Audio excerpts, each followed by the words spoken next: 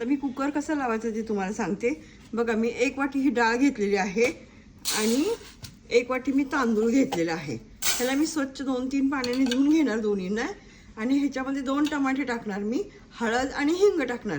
हे तुम्हाला धुतल्यानंतर दाखवते तुम्हाला की कसे करायचं ते।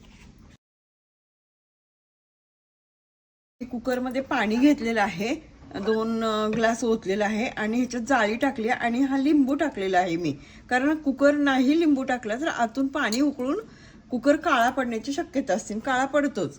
आणि आता बघा मी ह्या वाटीने 1 वाटी तांदूळ घेतलं होतं, तर त्याला मी 2 वाट्या पाणी, म्हणजे 2 वाट्या पाणी बरोबर आहे, पण मला थोडंसं जास्त आमच्यात ओला भात लागतो त्यामुळे मी 2.25 वाट्या पाणी घेतलेलं आहे, म्हणजे एक्स्ट्रा 1 वाटी पाणी टाकलेलं आहे। आणि आता मी मीठ घालते भाताला, हे बघा चवीनुसार मीठ घालायचं। आणि आता हे बघा ह्याच्यात डाळीमध्ये मी हळद घालते आणि हिंग टाकते, हे बघा आणि हिंग घालते। आणि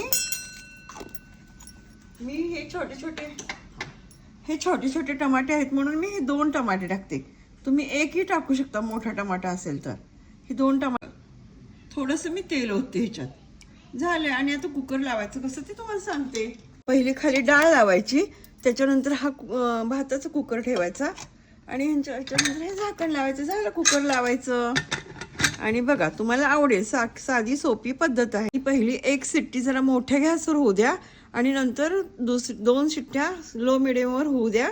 आणि जर तुमच्या 3 शिट्ट्यामध्ये नाही शिजली डाळ तर मग तुम्ही 4थी शिट्टी पण होऊ देऊ शकता, बस। हा, तुम्ही आता करून बघा, मी सांगितल्या पद्धतीने डाळीचा कुकर कसा असतो ते लावून बघा, आणि सोपा आणि सिंपल आहे।